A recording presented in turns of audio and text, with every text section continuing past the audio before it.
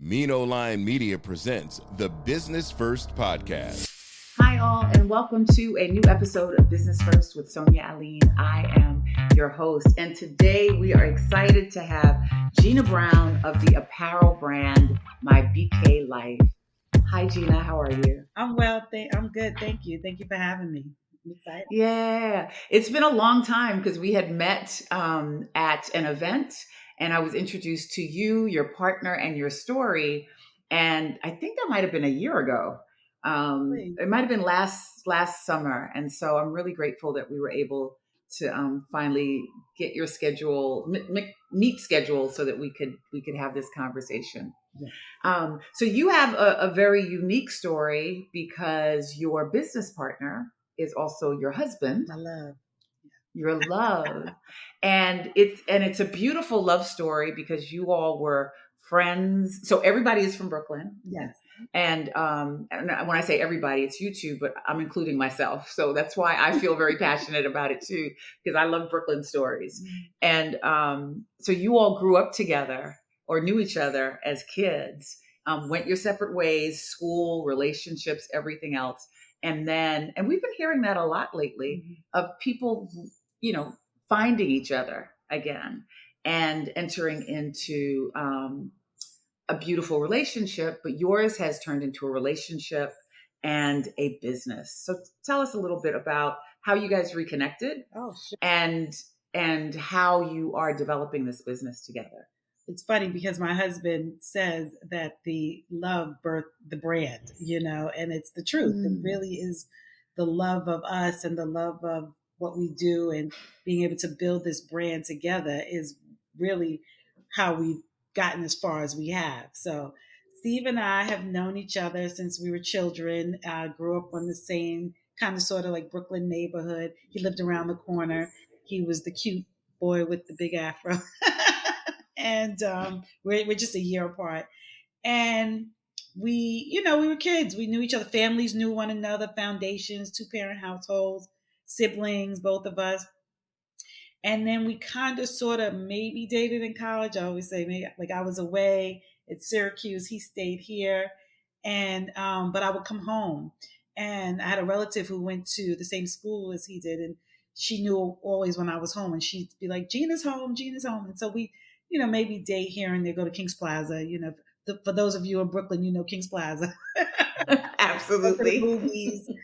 And, but nothing serious. And then at a young age, he moved away to North Carolina, lived there, had a family, really, built up who he was. I stayed here in Brooklyn, had a family, the whole, got married, separated, and he came back. And he came back 10 years ago, and he found me on Facebook. He DM'd me. And I always laugh because it took me months to see him, to really just to go out with him, because I couldn't figure out after all this time, what could he possibly want? It's different when you're older and you've been through some life experiences. And I always said,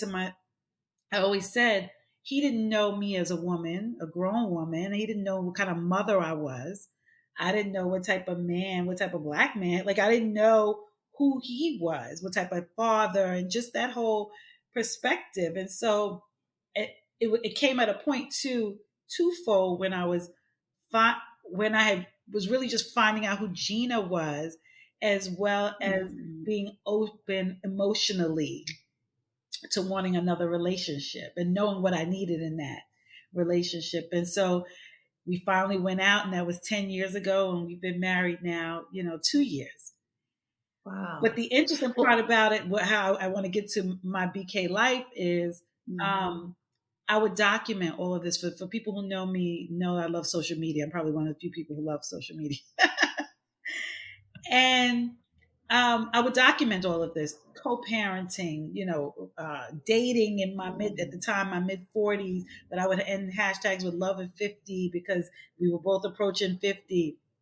And I had a dog, and just all of what, we both had senior age parents, and just all of what that meant. But I would end every post with My BK Life, because that's what it was. It was me living my Brooklyn life, my BK life, us living this Brooklyn life. And then one day he said to me, you should put that on a hoodie. We should put that on a hoodie. And I'm like, why? Who would care?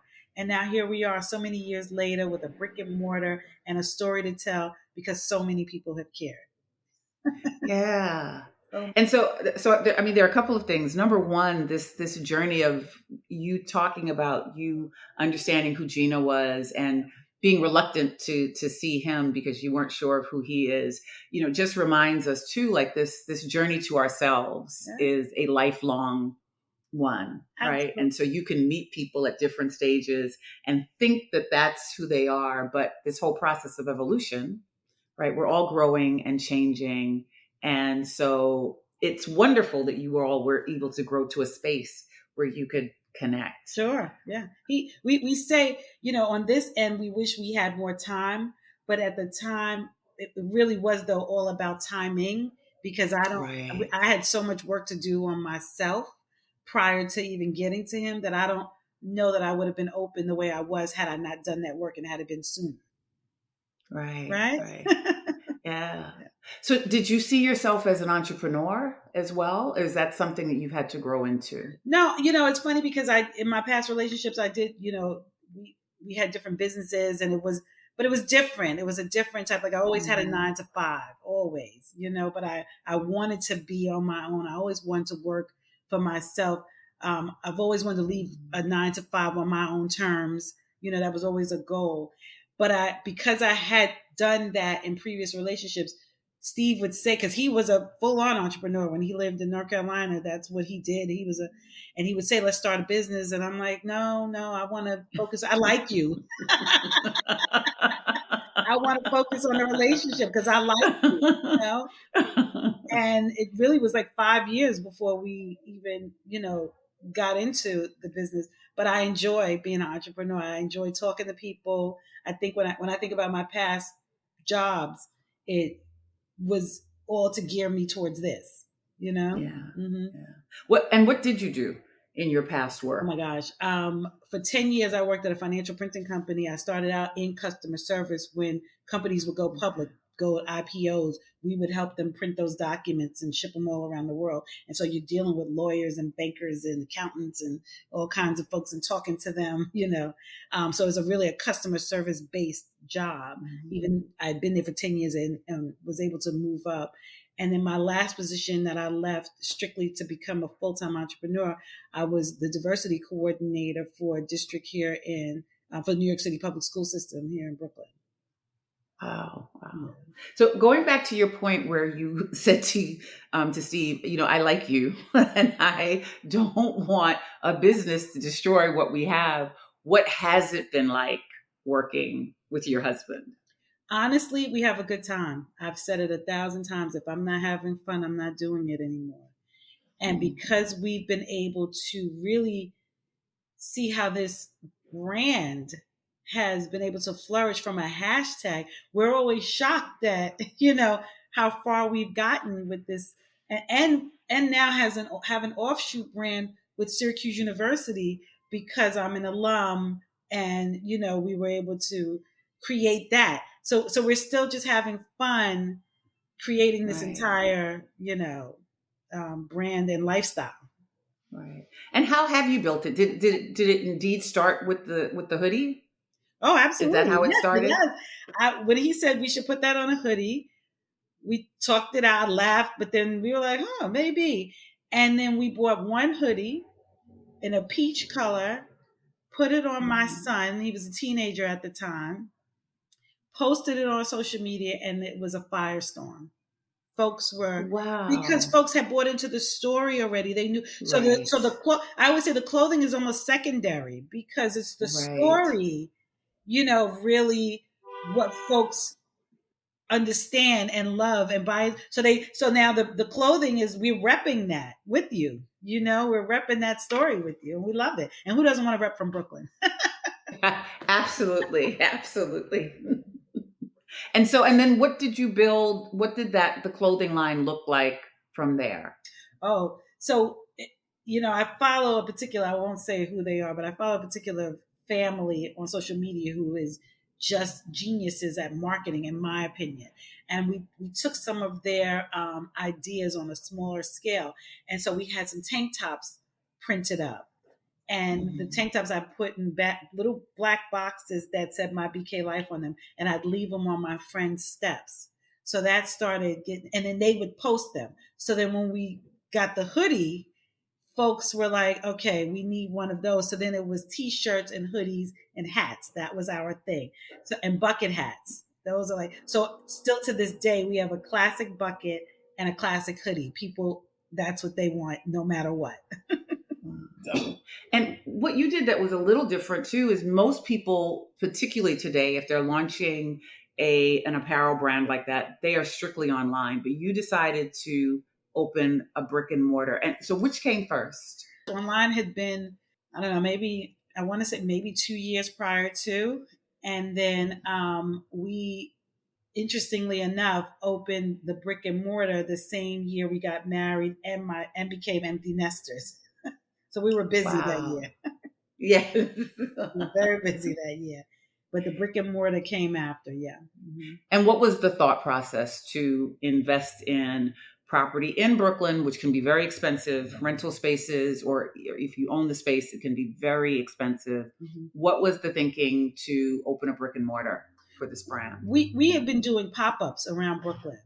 And so what we realized was that we needed a home base because folks were saying, I missed the pop-up last week. Where are you going to be next week? Where are you going to be? And we've realized we needed a home base to be able for folks to find us. You know, we wanted folks to be able to find us. And what's grown from that is a fantastic community, you know, because now we allow other small Black businesses to come and do pop-ups in the store for about 2 hours on a Saturday. Of course, we don't kick you out if you've got to jump in. But we allow you to come in, do the pop-up. So it's just been almost like one of my friends calls it an incubator. We're incubators. It's an incubator for other business and brands. And I would like you to talk a little bit more about that because I think it's a great example for entrepreneurs. In fact, that's how I met you. I met you in a collective of entrepreneurs. And I think it's important for people who might feel like they're struggling or that they don't feel like they have community, the importance of what you've created and how, in fact, you do support a number of other small businesses. Oh, community is everything. I mean, I say this all the time. We also have a YouTube channel called Car Chronicles with Steve and Gina, and we're in the car and we're talking about our weekend and things that are coming up and going on in our lives. And when we have guests in the back of the car, we say to them, talk to our community, tell them what you want them to know. If it's someone running for a judge position, tell our community what you want, because that's who supports us. We know this. You know, we were very mindful of the neighborhood we wanted to open up the brick and mortar in. We could have been anywhere in Brooklyn, but because we are, you know, at the time we were living in Prospect Heights and longtime Prospect Heights staples, we knew we had to be in that community to show that we are still there, you know, and that's still our community. So, what was your process for finding all of the pieces to actually make this BK Life real and tangible for folks? Like finding your designer, finding the printers, finding the people that would ship products where they needed to be shipped. Was it a difficult process? Was it frustrating? And what would you recommend for people who have, you know, I meet people all the time who have t-shirt ideas or apparel ideas, but they get stuck in certain areas. And so what would you suggest to people to help them in this area? I would say, listen, I'm 56 years old. And folks I know are always trying to keep things to the vest. They don't want to share. You have to let folks know. You have to ask. How will they know? I'm far. The last thing I am is a gatekeeper. I refuse to be. You have to let folks know. Ask questions. Go to different, you know, workshops and seminars. Do your homework. But if you see someone with a T-shirt that you love, ask the person where they got it from so that maybe you could find out where it was made, how it was made. I mean, you have to be able to ask questions and really put yourself out there. You know, I put myself out there on social media all the time. So you have to put yourself out there to get the information back that you want to know. So. Yeah. And so you're somebody over 50 that totally embraces all of the technology, which is really important because I have found a lot of people who struggle, who hate it.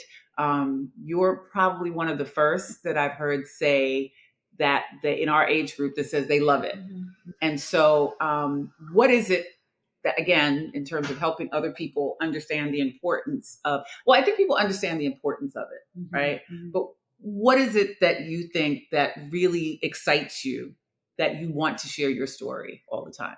I think for me, it's just a release. It's like, you know, if it's something funny, I'm like, oh my gosh, people would think this is funny. Like, I think it's funny. Other folks would think, like, I really feel like it's what, like, we all have this one big hug around each other and we're all friends and we're, you know what I mean? And sometimes I forget that because when I see them in real life and they'll mention something, I'm like, oh, right. Yes, that was on social media.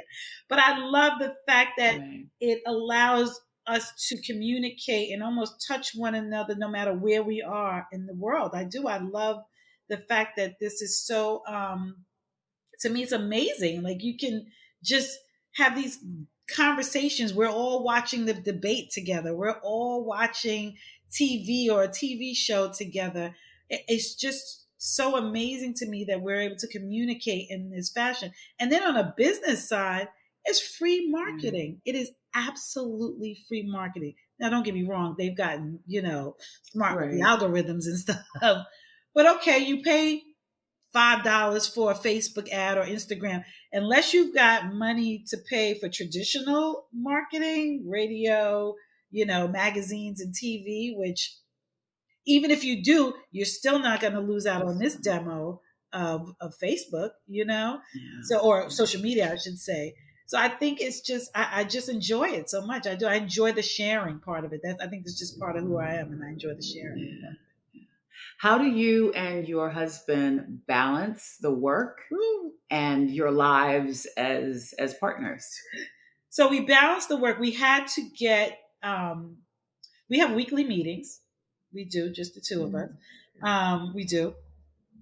I handle anything that's administrative for us. Emails, text, you know, going to Staples, like anything that he handles the heavy lifting, you know, when we've got to go out to pop-ups and this and that. We schedule everything together. I don't book anything or confirm anything unless he's heard it about it. He may forget that I told him, but I don't. Right. But I don't book anything. I read in the emails. We have a really big calendar right here in my house that we put everything on for the month and then the upcoming month. So we are both aware of everything that's going on in regards to the business. We do not, one doesn't make a decision over the other. He's more hands-on with the actual product. He goes and looks for different things. He comes up with what we should do next. He's like, you know, we're short on this. Like, he's the you know, the quantities, the distributions, like that's his angle. But anything administrative is me. How we balance it. We've started taking more vacations. This has been a busy year, and we decided we're just going to go for it, and we're going to do it. And we're going to spend more time, you know, embracing each other, because like I mentioned, I'm 56, he's 57, and we just want to. We feel like this is the time of our lives where we can do it. We're still healthy, and we want to take advantage of that. So folks know we'll be back, and you can get your hoodie when we come back from vacation. Right. But yeah, we decided it was a conscious decision to do that. Right. And what's your process for conflict resolution? Like when you have a particularly if it's a personal problem, right? While you have to get business done. Sure. So one thing about my husband, he's very laid back. He's very, you know, and so we've learned how to communicate with one another. For me, I say what I need to say, get it off my chest so I can go to bed at night. And because I'm going to get my sleep at night. Right. He knows that about me. And so I'm going to say it and we'll discuss it, until both of us feels better. And then we're going to bed. If it's something that I can usually feel his energy, if it's like, let's say a business related situation, if he doesn't respond a certain way, I already know he's not feeling it. Like I've got to explain it to him either a little bit further. And if he's still no, then we're not doing it, or he's not participating, or he's like, we know each other's energy. I'll say to him, well, what's your hesitation? Tell me, do I need to explain it more? Like we're that close where we know, That's nice. how to make it work or not. We had a situation recently where we were asked to do a video for the Democratic National Convention and to speak about freedom, and he just wasn't into it. It wasn't his thing. And I left it alone, and that was fun. And he even came the day that I shot the video and was behind the scenes, and they even asked him again. It just was, and I was like, and we have to leave it alone. That's it. Like we're gonna leave it alone. So, very good. So you're respectful of each other's spaces, and we are, which is important. Yeah. So what's next for My BK Life? You have the partnership which you developed with Syracuse. Are you looking for more partnerships, more brick and mortar, expanding the apparel? What's your big dream for this brand? Expanding the apparel is always the, part of the equation, always. Listen, we're open to all and everything that will come our way if it makes sense for the brand, if it makes sense for us. We've talked reality shows. We've talked, we have a weekly meeting with a friend who used to be in the entertainment business. So we're, discussing that.